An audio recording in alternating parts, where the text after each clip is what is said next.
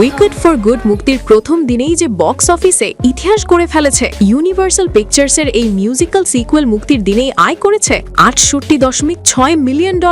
বাংলাদেশি টাকায় এটি 614 কোটিরও বেশি।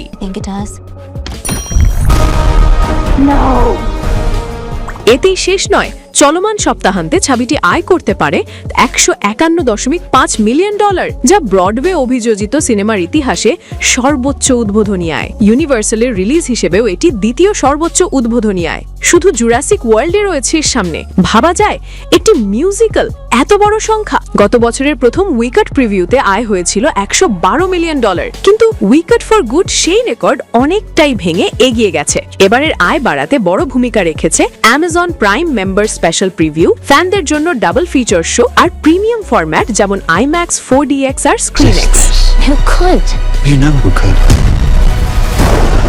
শুধু 4DX এ আয় হয়েছে $922,000 আর ScreenX এ $1 মিলিয়ন, যা প্রথম উইকেড মূল্যের তুলনায় 70% বেশি। দর্শকরাও ছবিটি নিয়ে ভীষণ খুশি। সিনেমা স্কোর অনুযায়ী উইকেড ফর গুড পেয়েছে A গ্রেড, মানে উদ্বোধনী দিন আর দর্শক প্রতিক্রিয়া মিলিয়ে এটি এখন বড় ব্লকবাস্টার হওয়ার স্পষ্ট ইঙ্গিত দিচ্ছে।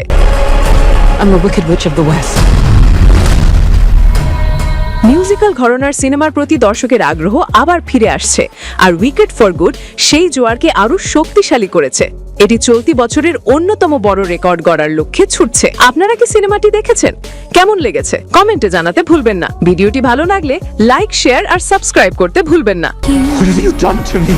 Because I knew you